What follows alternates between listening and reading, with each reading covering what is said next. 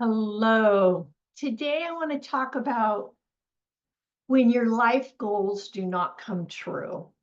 I know you don't want to hear this one because you want all of your life goals to come true, and it's other people that this happens to, but I can assure you it happens to all of us. I know it can be very heavy and discouraging to have a life goal not come true or to just disappear. You've invested so much hope and energy, perhaps even time or money into these goals. And when progress stalls or things don't seem to be falling into place, it creates a sense of frustration, fear, or doubt. There might be a feeling of being stuck, like you are moving forward, but it's impossibly slow to move forward, or maybe not at all. That uncertainty can bring up fears of failure and inadequacy, and it's easy to wonder if it at all had been worth it. At the same time, there could be moments when you're holding on to a glimmer of hope, even though things are way out of your control. It is like you are in this tug of war between wanting to keep pushing and the temptation to give up because the goals feel so distant. We all have goals. They may be written or just embedded in our hearts, but we all have them. They can range from long-term relationships, having children, a specific career, college degrees, financial independence, or many other goals that I don't have room to even list here. I always had the long-term goal of being in a specific career and in a long-term marriage.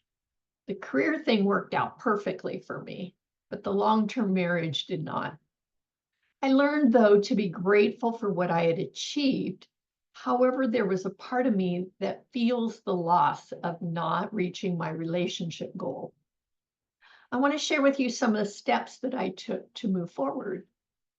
I reevaluated my goals. It was important for me to see if this goal was still as important to me when I made it originally. Had I changed so much that I outgrew the goal? Was I needing to look at another timeline?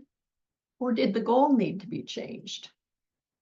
The other thing was I was young when I made the goal, and now at my age, is it possible that I've outgrown that? I focused on my progress and not perfection. Instead of looking at finding marriage, I started, to appreciate the relationships in my life and what each person had brought to my life.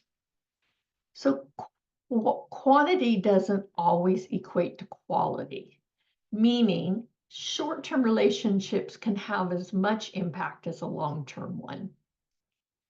Third thing is I shifted my perspective. Instead of seeing myself as single, I saw myself as complete in myself with the capacity to love others. And that's a huge shift because if our perception is one thing, that's what we live with. If we shift it to something more positive, there are other options that open up to us. I learned that it was important to take care of myself and not look to someone else to take care of me or fill a need in my life that I couldn't fill. I learned to lean on support, meaning I worked with my life coach, spent time with my friends and my family, and made time to meet new people. And then I stayed connected to why I started. I was clear why being in a long-term marriage was important to me, and I took the why and adapted my plan. I have a friend, Liz, who has always wanted to be a mother. When she married her husband, Ben, they were both so excited to start their family. Unfortunately, over time, she tried over and over to become pregnant, and it either didn't happen or a short-term pregnancy would end up in an emotional miscarriage. The pain after each miscarriage seemed more difficult than the one before, and the emotional toll was great. She had difficulty seeing any other option to starting her family. She took it personally and felt that she was less than a woman. Once she was so tired of chasing the dream of carrying her own child, she started to explore other options, and she even joined a support group. I met her when she started life coaching with me. Now, she is the amazing mother of three due to adoption. I asked her if her dream came true or if she was still feeling like she had missed out on carrying her own child. She laughed and told me, she said, Laura, I feel so silly. Those children are my children and I am their mom. I was crazy to not realize that being a mom is so much more than carrying the children. I wouldn't dream of any other way of having my children.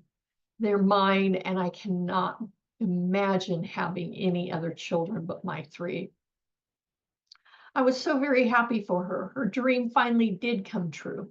It just came in a different package with some heartache, life lessons, and she met a lot of fellow supporters in her journey.